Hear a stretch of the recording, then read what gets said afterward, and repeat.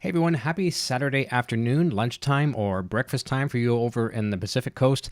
Welcome to Kramer Korner. We are live for a brief broadcast. Nothing really scripted today. We're going to have some fun. No notes in front of me, nothing to read, having some great fun. And I'm going to introduce a really cool guest here who contacted me or contacted us through the Kramer Korner Facebook page, facebook.com/Kramer Korner.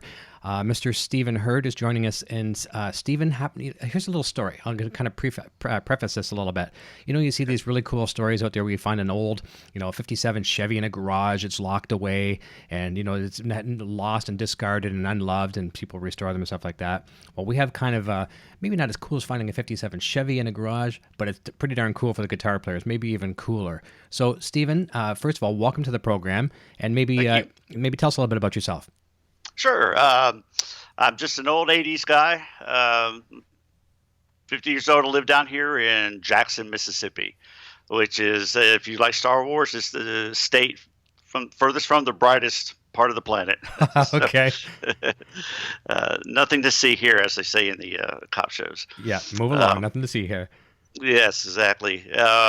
4 kids, a very understanding and patient wife. Nice. And, well, to a point. Yeah, I understand. Yeah, for sure. Yep. So they know our gas syndrome with our acquiring guitars and all that gear and stuff. Absolutely. Yeah. And been a guitar player since 1984, appropriately enough. Great year to start playing guitar. Yes, it was. It was. Started out with a Sears copy of a Flying V. Okay. Sears catalog. Was it the Sears catalog you ordered it from back then, or did you? Yes. Yeah. Sears catalog had a little Sears amp that I tortured my mother with because I had to get it to distort. Yeah. Try to turn it up all the way. Well, you and I were just talking off the air, and I mean, you probably and myself get accused of like, man, get out of the 80s, man.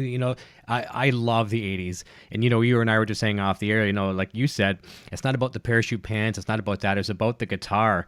And there's just such great guitar back then. And some of it was, kind of crazy. But I mean, the Eddie Van Halens, the Samboras, the Vito Bradas, all that stuff. It was just so cool. And we're coming back to it again. And I think, Cramer has a lot to do with it. Not only Cramer, I'd be hypocritical to say that, but they do have a lot to do with it. And this is a really, really cool story. So Stephen reached out through the Facebook page and said, hey, I have a line on a guitar, and we'll say what it is in a second, and here's the price. Do you think it's a good deal? And doing a little bit of research, I thought, well, first of all, finding it is cool. Rare, and I said, yeah, that's a really good price. So before we even show the guitar, let's go back in time and tell me the story where you first saw it. Okay. I was at a local mom and pop store and down in South Louisiana, and just across the bridge from Natchez, Mississippi.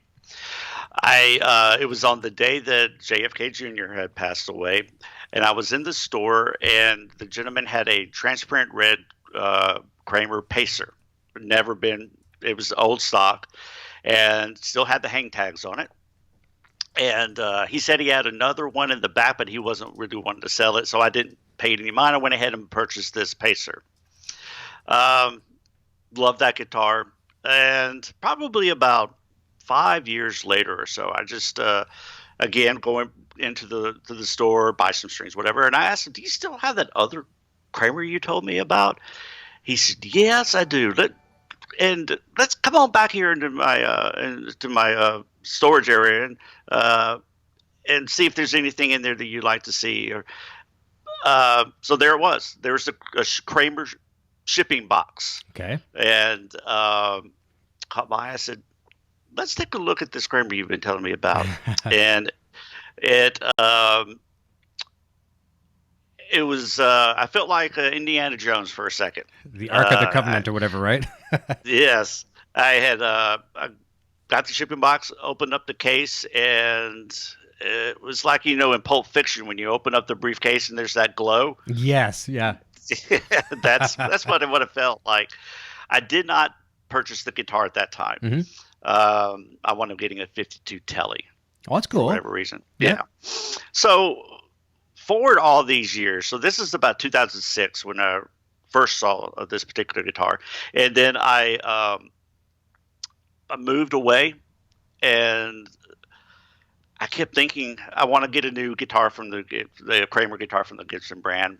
I just didn't have any patience to wait for them to come out. But then I remembered this gentleman had this guitar. I called him up a few days ago and said, "Are you willing to sell it?" And he said, "Well, I'll sell it for such and such, such and such." And I thought, that's when I contacted you and said, "Hey, what do you think?" And I also in my head, I'm going, wait a minute, it doesn't matter how much it costs. Well, yeah, to an extent it does, Yeah, of but course. it's well within my budget. And my gosh, crazy. So I went ahead and purchased the guitar. My wife graciously drove 2 hours to pick it up. For you? Only because she was visiting down there Okay, anyway. gotcha, right. Yeah, so brought the shipping box back. I still have that, and pulled it out and opened it up, and just slight adjustments. You know, sitting in a case since way back. Just had to do a little oiling here and there, and clean up. Set the guitar up. That's about it. Plays just wonderful. So when you saw this guitar in 2006, it was already about 10, 12-ish years old? Easily? It was already about No, 16, 17 years old. In 2006. In 2006. So what we're talking about here, this is really, really cool.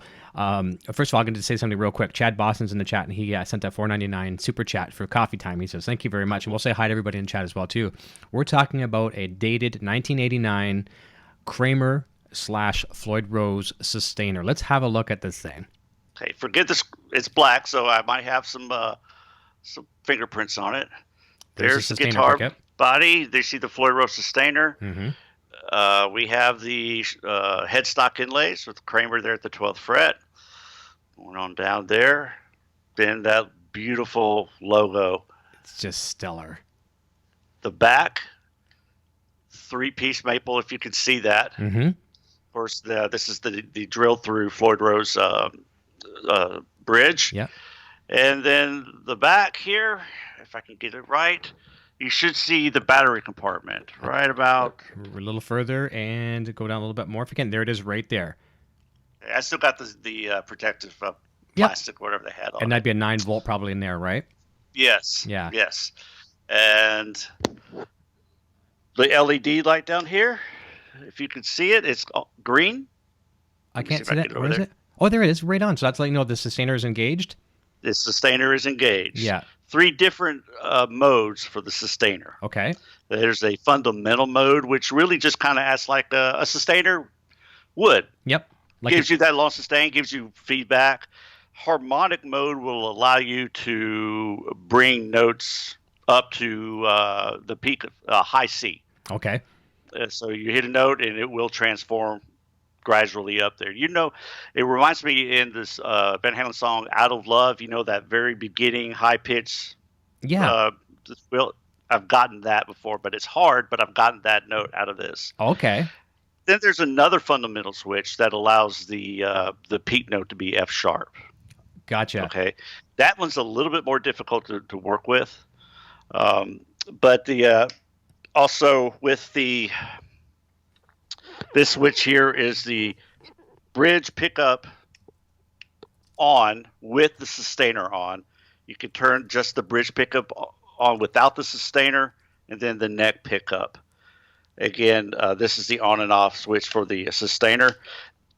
Volume, a tone control. Down here is the sustain sensitivity knob. Okay. So how much you want in the blend kind of thing or whatever. Yes, exactly.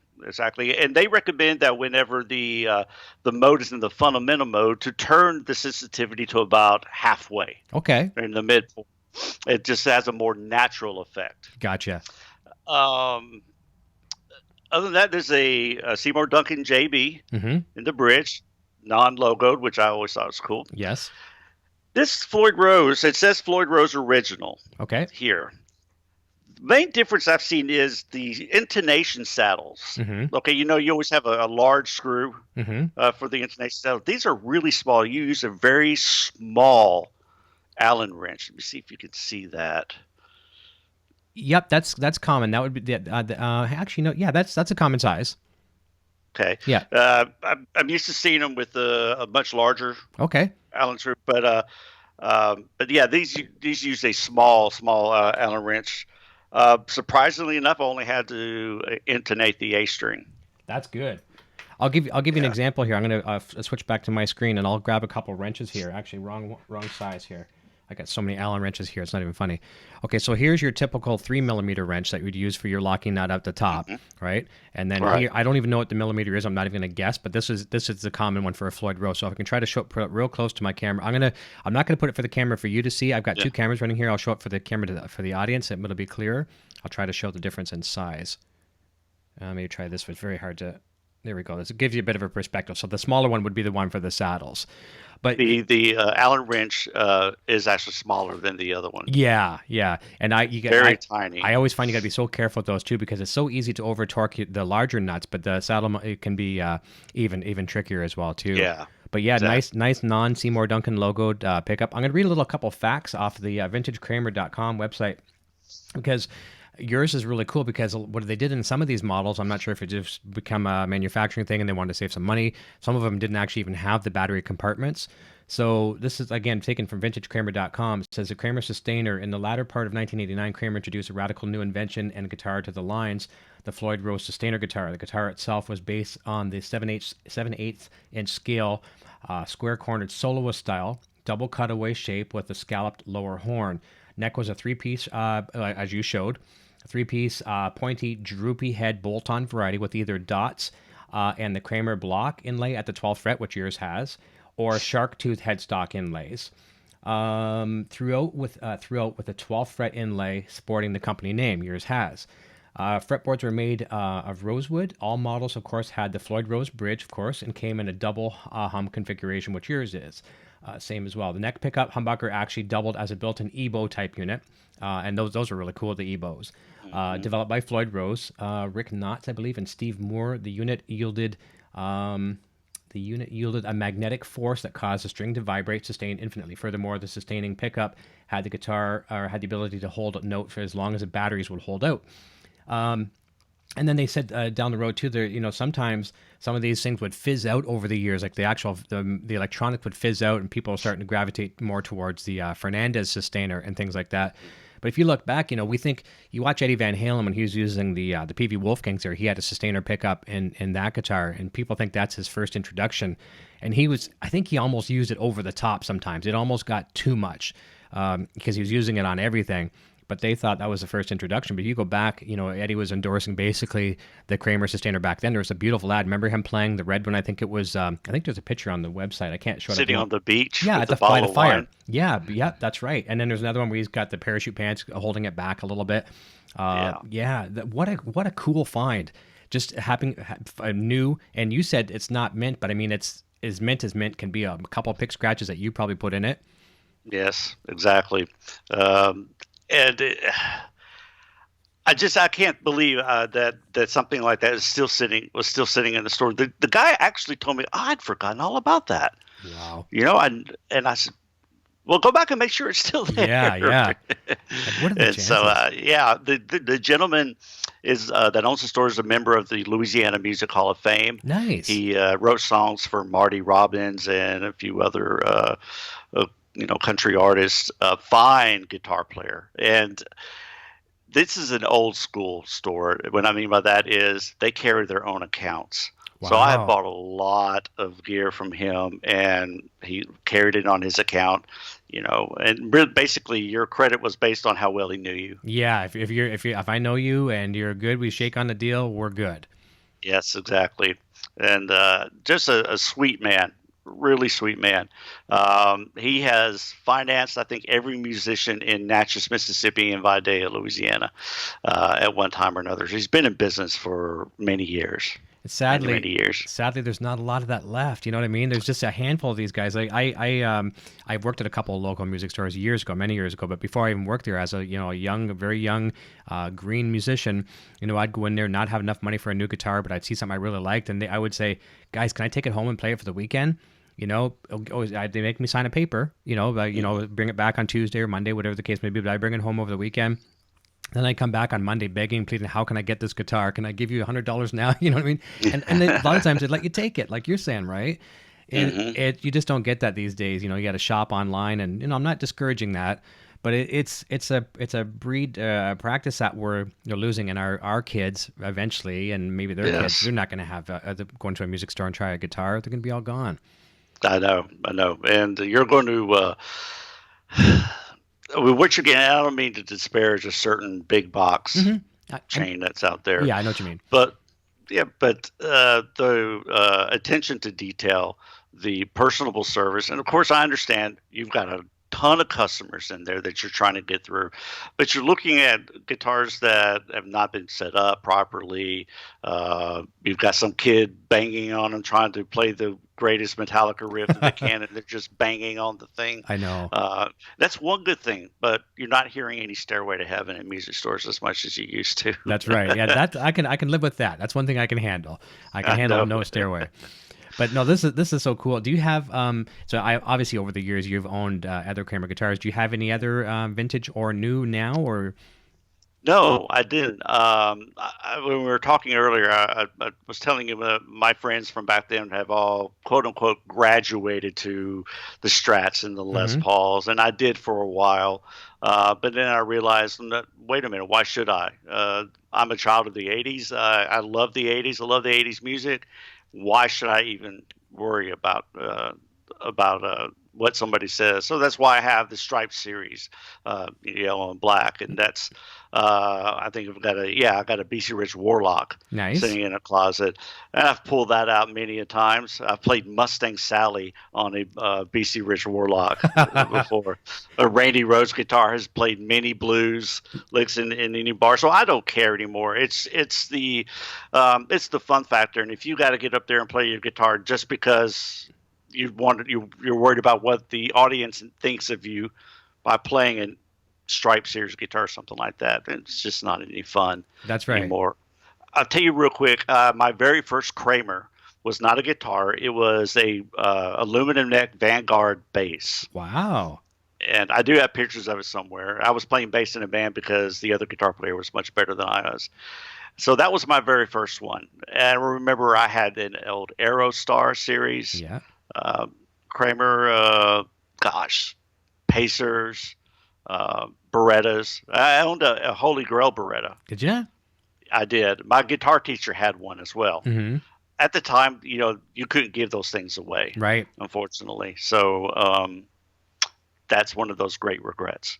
Yeah, and then now look, right, trying to find them now. They're making the resurgence again, and they look on Reverb and eBay and stuff like that for if as long as you're not getting ripped off and it's a fake, they're going for some good money. The one thing I noticed about this guitar is I see a lot of the F series guitars with a chrome neck plate, but this was in black, which I was very very surprised about. You did see the black models with chrome plates?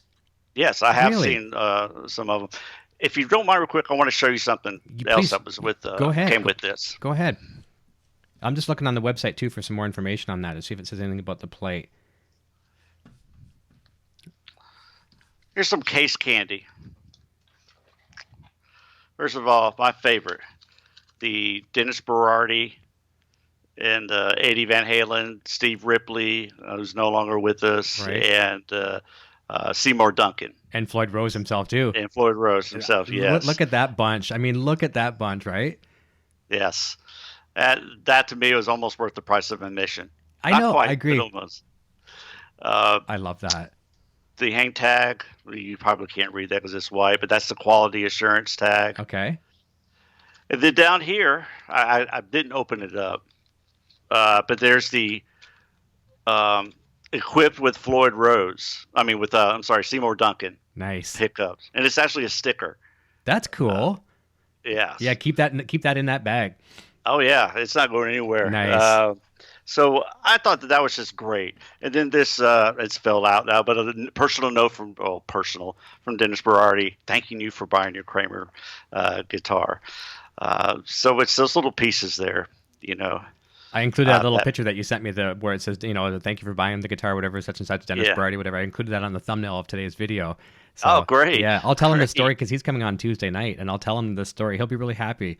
And Oh, good. and I'm sure that your music store owner friend too is probably happy too, because those guys and girls that own these old shops and mom and pop shops, they obviously the sales to them are great, but I think they take great pride when they see a smiling face leave that store and something that has some history like this. Like, we're not talking about a vintage Gibson or any like an heirloom, but to us we're talking about something that had a real statement in rock and roll back then, and now they're being remanufactured. Not necessarily the Sustainer, but you can have something from it. It's like a time vault. Really, it's like a time vault. So getting a piece of that. Yes, it is. And you and I talked earlier. I believe that the 80s were the golden age as far as guitars go. Yeah, you could talk about the 59 Les Pauls, Strats in the 60s. But, let's be honest.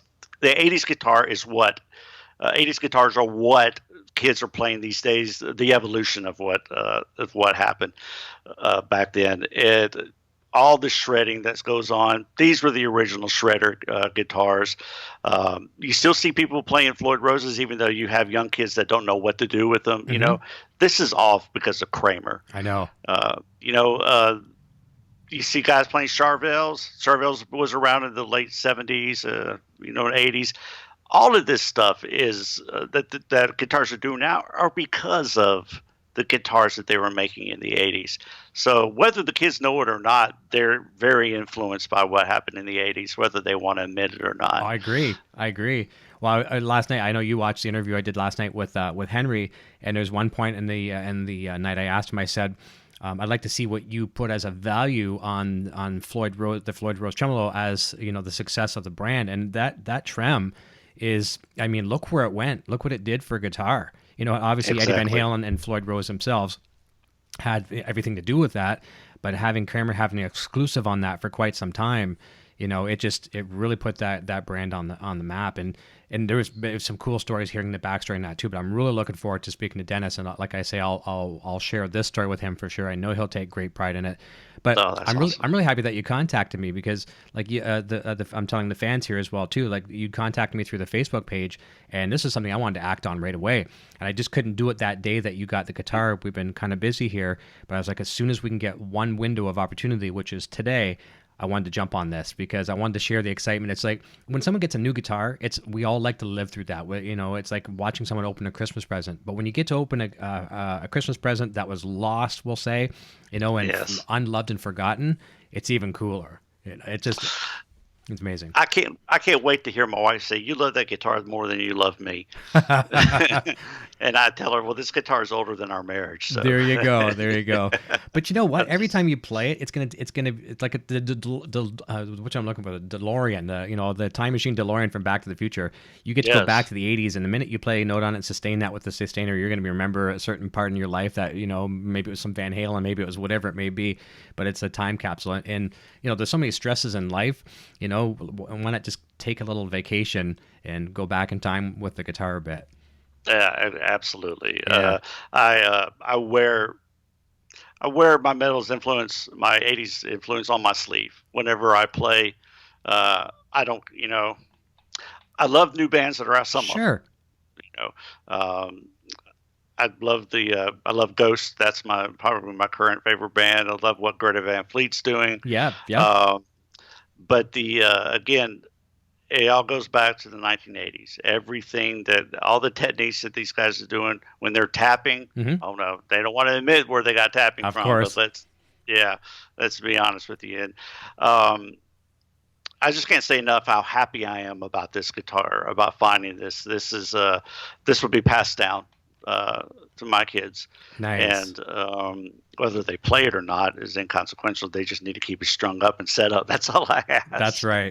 Just tell them, don't go trade it in for like a Boss distortion pedal or something. Make sure if you're going to get rid of it, do something. Put it up on somewhere where a Kramer fan will appreciate it and get it. Exactly. So I'm on the hunt now for another vintage Kramer. I am going to buy an aluminum neck the next time. Cool. I get one, just because when you were talking with Henry, Mm-hmm. That first Kramer bass I had, which was the aluminum neck, I thought, you know what, I'd love that bass. And just a real quick story, if you don't mind. Sure, I was please. playing at a pool party, and I was playing that aluminum neck bass. Between sets, I got thrown into a pool. Uh-oh. Got thrown into the uncomfortable. So I dried myself off, made sure my feet were dry. I had a nice dry spot where I was at. Every time I would slide up to a note, I would get the biggest shock. Ooh. I mean, to the point where I had, whoa, what's this? And Pain. so I'm playing the guitar, the bass. I'm bringing my fingers up off the notes when I should be sliding on some things.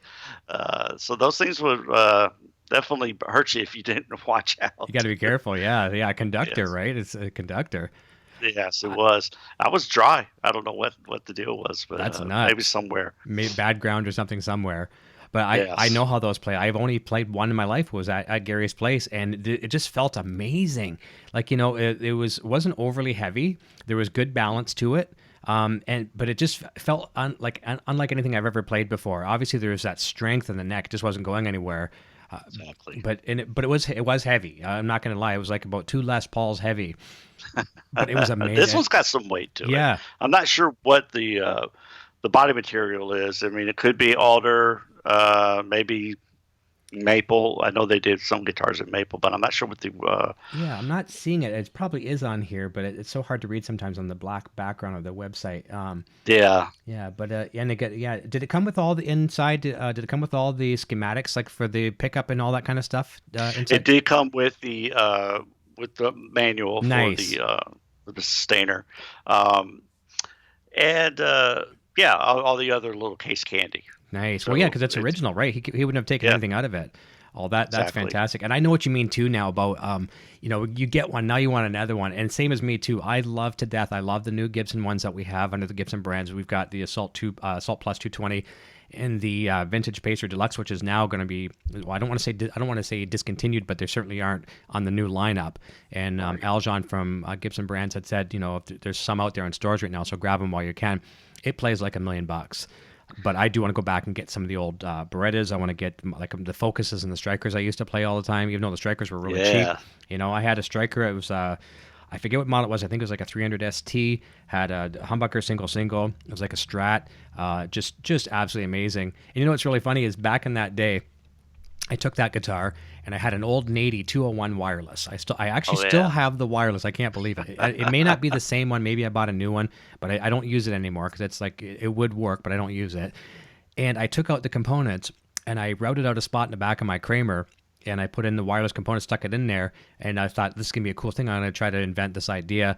And I have a lot of ideas, and 9 times out of 10 I don't act on them. And very shortly after I put all these components and stuff like that, I didn't show anybody. There was no internet, so no one really knew about it other than a couple of my friends. Kramer had a guitar. I'm not sure if it was one of the Floyd Roses or whatever, but it had a built-in wireless. I'm like, oh man, I should have tried to promote this thing, right? It is what it is. Maybe Kramer will come back out with the sustainer system again. That would be pretty cool. That'd be very cool. I'm sure they could, either license it from, maybe Floyd will do it. I'm not even sure if that pickup is still being manufactured. Do you know if it is? I don't know. I don't think never so. seen another one. Yeah. But of course, you could always license it for Fernandez. That's right. Yeah, they very well could, and I'm sure there might be some other people making them as well too. But that, I'll certainly mention that to Aljon. When he was on the show a couple different times, he was taking suggestions from people. And the first time he was on about a year ago, it was like people are saying Night Swan, and and Jersey Star, and look where we are. We're getting those guitars. So who knows if there's? And he always says too, you vote with your wallet, right? So if there's enough demand and you go to the music store and you buy them, then we'll make them. Yes, and that guy's so cool. I watched several interviews with the ones that you've done. I'm so excited about how excited he is about the brand. I know you need that. Yes, we do, and that's. I think that's sorely lacking. I'll be honest with you. I know there's a lot of talk about the Gibson resurgence. Great, but to get excited about bringing a brand back that was so iconic for a decade. More so, I'm really I can't wait to see what's going to happen next. I know. I just tell people just a waiting game. We know now that they're here. They plan on staying. So if I can't get it in this blue color, I can't get this, whatever. Just hang on. We're getting them. Just like you and I talked off the air about Eddie Van Halen. Years ago, everybody under the sun was copying Eddie's guitars, and because you couldn't buy his guitars. And sure, yes, they do. They still copy them now. But now Eddie got to the point where I think, anyways, this is what just a complete theory. The fact that Eddie's like, well, people are going to copy me anyways. So why don't I put my stripes on a licensed product? I'll sell them. they're going to go ahead and copy. But if they want the real deal, at least to my sign off specs, you can buy them. Now we can have stripes on everything. We can have stripes on shoes. We can have stripes on guitars. We can have all of them, multiple colors in Wolfgangs. I mean, really, you could almost have an EVH store, and hopefully, in the years to come, a Cramer store, right? I mean, and I'm being over the top when I'm saying a store, but an entire wing of Cramer product, an entire wing of EVH stuff over here. It's a good time again to be a guitar player. It is, and the price for those stripe series are very reasonable. Mm-hmm. I mean, these things are hand striped; they're not decals. I know. So he could definitely go, "Oh, well, the labor on that is outrageous." So I've got to, tack on extra. I mean, $900. Mm-hmm. I mean, that to me, that's so reasonable. I mean, really, you're going to spend almost that copying the guitar yourself. That's right. And you're not going to have that official brand on there. And so I think that was a great idea on his part. And look at now with Cramer with the several new colors bringing up with the Berettas and stuff like that too. They have a plain template white one, So we're not saying what you're going to do with it, but in case you wanted to customize it, we have a nice blank canvas for you. No, I love that. That's great. Yeah, that's pretty cool. That's great. You know what they're going to do. Yeah. Yeah, Music Yo did that too with a kind of a matte white finish or something along the lines where you could customize your however you want to before Eddie started suing everybody. Yeah, I know. Yeah, as soon as those stripes get on there, it's like, boy, oh boy, right? You got to be careful. Yeah, it's hilarious. But I don't blame him one bit. I'm going to jump over the chat and say hi to everybody, and then we'll wrap up here in just a moment. I told everybody it wasn't going to be a real long show, but it's a real pleasure. This was worthy of going live for sure to invite you on. Thank you. And I'm very, very thankful. I'm blessed that you contacted us. So if a lesson be learned here, if you guys got something, really cool, a unique story you think would be cool for Kramer Korner here or EVH show or any of my shows that I do, contact us through our various social media pages. Very easy to find us. And, if you got something that's really cool, we'll do something like this again as well, too. It's great. Fans love it. Bam Mozzie's over in the chat. We've got Brian Cote. He's not feeling well, and I hope he gets better. Yes. Ron Limber says, making popcorn casserole for all. Very, very nice. And yeah, some people are saying it's a good time to tune in because over in the UK, a lot of times, I've got some people that tune in, and when we do our 9 p.m. Eastern shows, it's very, very late, and sometimes it's, in the middle of the night for people. So nice. We'll try to do some of these irregular broadcasts as well too, so we can bring some of you folks over from different time zones and catch live because it's a lot more fun live. JJ Collins is here as well. My beautiful nocturnal butterfly is here. David Ennis. Let me see here. And Bam Ozzy says, I love the 80s for music. Agreed. It's no better time. Really, there isn't. And you know what? Even some of the stuff that didn't have like incredible shred stuff, like Duran Duran and things like that too. B-52s. I know we're talking completely different outside of now the guitar realm, but good stuff too. Love it. I really do. Chad Boston did the super chat, which I thank you so very much for, Chad. I appreciate it. Guitar that says, hello everyone. My mind is blown from just watching the replay of last night's show. That was pretty cool. If there's anybody watching right now that didn't get a chance to watch last night's show, there's a thumbnail down in my channel here. It was the interview with Mr. Henry Vaccaro Sr., one of the primary investors of Cramer. And I knew a little tiny bit of the story. And when he sold Cramer out of bankruptcy in 1993, I think it was Jackson Communications Inc. Is the label of the company who purchased it out of bankruptcy. And that obviously Jackson Communications Inc. is the megastar Jackson family, obviously Michael Jackson, Janet, LaToya, everybody. So they bought the business out of bankruptcy, but defaulted after the first payment. Long story short, a lawsuit back and forth, and Private Eye, MacGyver, Magnum PI, all this crazy, crazy stuff. He ended up winning over like several warehouses full of Jackson memorabilia, the deeds to Neverland Ranch, and just insane, absolutely insane. 16-track master recordings of Jackson's where, you could lift off Michael's vocals. It's a story to check out for sure. Right around about the 50-minute mark, 56-minute mark into it is where the Jackson stuff takes off. I really encourage you to check it out. It's a cool story, and I mean the fans are saying it here as well too. It's not just me. It was a mind-blowing moment. And as I told Stephen here, I said I had to go back and watch it this morning as well too with the better half here because when I'm doing the show, I'm reading notes. I'm focused on potential train wrecks. A lot of times what comes in one ear does go out the other, and I have to reconsume it after, as just like you guys do. And I watched it back today and some of it, and I was like, holy cow, I don't remember him saying that. So very, very cool. Spice of Life with Linz is here. Hello, everyone. Nice to have you here. Let me see here.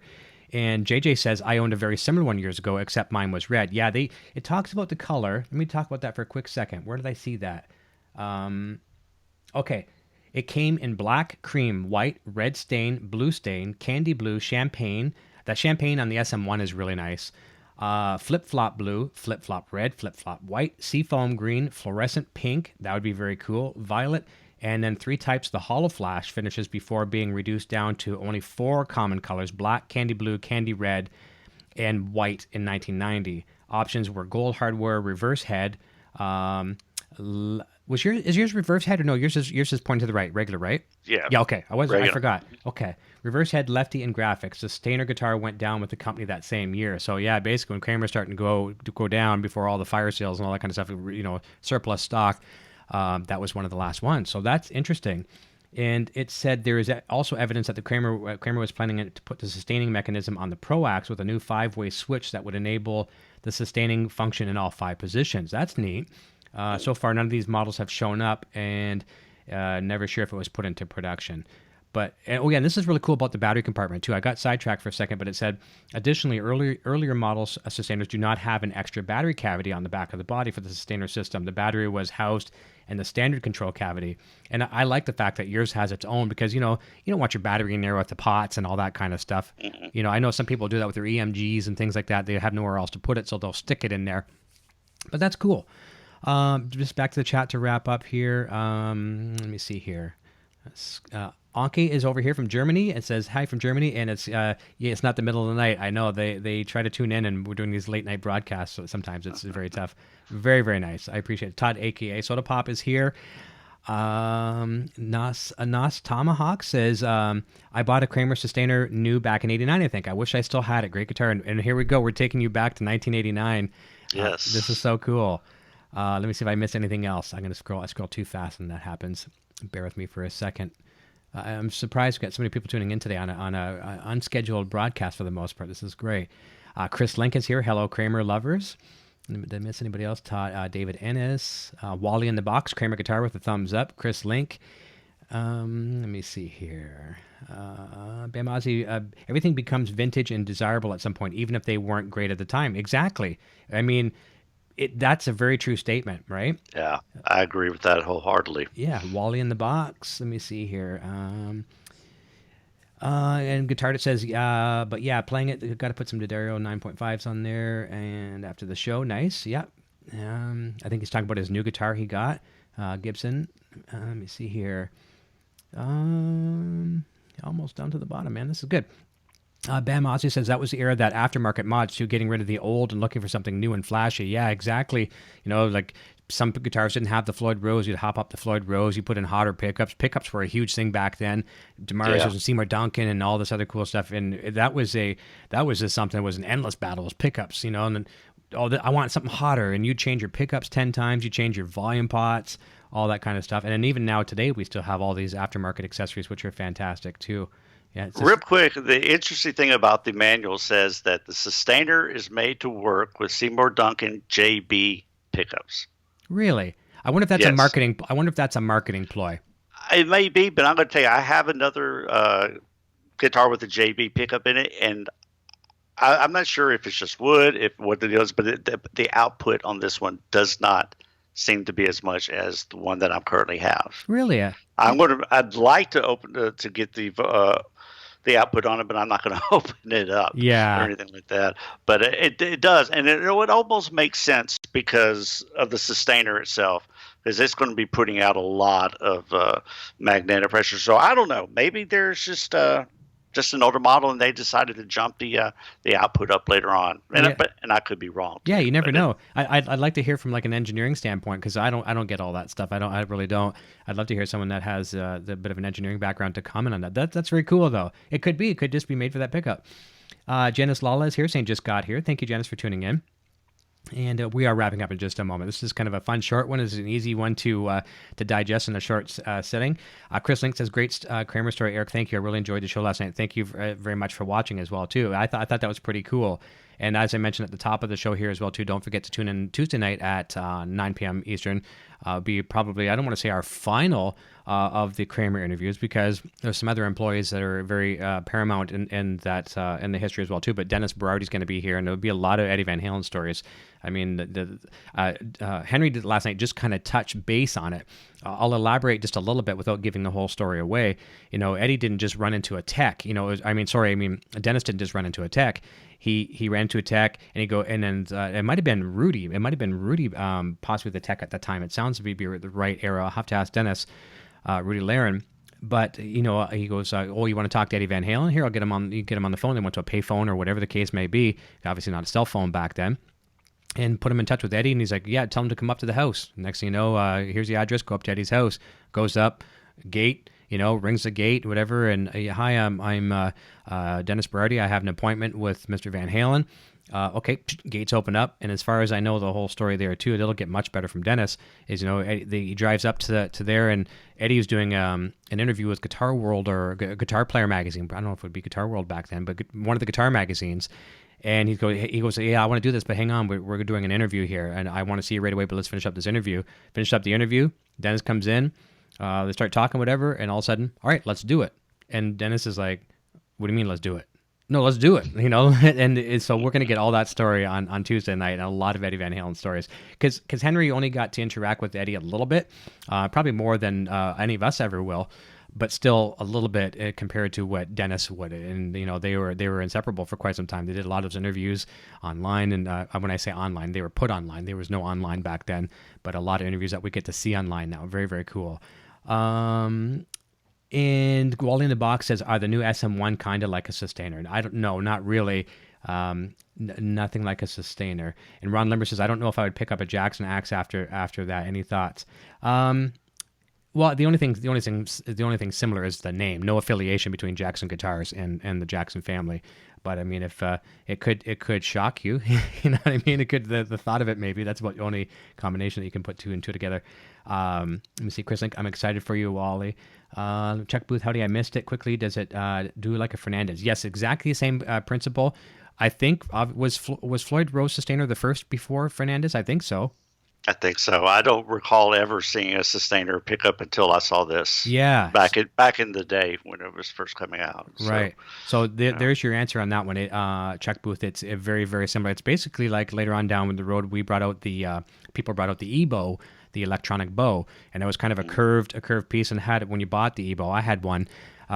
It had a list of users that had them on there, and some of the bigger ones. So, they use them in songs, Collective Soul, and things like that. And you could even use it acoustically. You could actually put the E-bow over your guitar acoustically, and you would hear the string resonate. It was just sustain and then feed back like a artificial harmonic.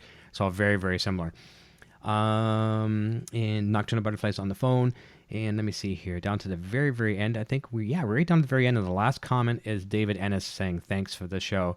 So, Stephen, this has been a real pleasure to have you over here, and I really want to thank you for sharing your great find, your story, and to share your excitement with everybody. I got to thank you. This is an absolutely this is an honor. I mean, really, it is. I've watched your channel so much, and I'm just really kind of can't believe that I've actually been interviewed on your show. It's a pleasure. What a great past few days for me. It's been great. Well, I'm happy for you, very much for having me. My pleasure. I got goosebumps for you because I really do. I mean, I love the brand, and I just know what it would have felt like. It's like finding that '57 Chevy. I saw something on social media the other day. Someone found like about 11 old vintage motorcycles. I don't know what were they, like Norton or something like that. I saw some post, and they're like in crates, and like 11 crates of motorcycles untouched from like the '70s. Can you imagine just finding this stuff? Right? It's just crazy. And too bad we weren't the ones that find it, but in your case, you did. So I had a great time with you. And again, reach out to us here through social media. If you got cool stories you want to share with us, we are open to everything. And it's fun just communicating, keeping the love of guitar out there. So I'll give you just a quick update. I think we actually are going to take tomorrow off. I had the Helix Hour booked for 3 o'clock Eastern, and I did move tomorrow's guest scheduling wise. We were hoping for tomorrow. Vernon Reed from Living Color was going to be on the show tomorrow. And we were actually trying to put him on the EVH show because I'd much rather have him on that show where we can talk a little bit about Helix, but a lot more guitar. But it worked out scheduling wise for him. Sundays work good for him. So he'll be on the show next Sunday. But Monday night, I'm a guest over on a really good friend's channel, Guitar Hack. I don't think he's in the chat at the moment, but you'll probably see him commenting on some of our videos. Just follow his links and go over to his channel. I recommend it. I'll be a guest on his show at 9 o'clock Eastern. Tuesday night, Dennis Berardi from Cramer will be here. And then there's going to be a special show, I believe Wednesday. I'm not going to say anything about it yet, but it's going to be a special Helix Hour presentation, and we'll just watch our channels for information on that. It'll be an afternoon show for sure. Everyone, go have a fantastic weekend. It's early Saturday for most people, and I hope you have a great weekend. And Stephen, don't go anywhere. I'm going to say goodbye to you off the air, but it was a sincere pleasure, my friend. And a new friend, which I'm happy to have met you. Yeah, I am. I'm happy to meet you too. This is great. Thank you. Everyone, have a great weekend. We'll see you real soon, and I'll say goodbye to you off the air. Hang on. Cheers, everyone.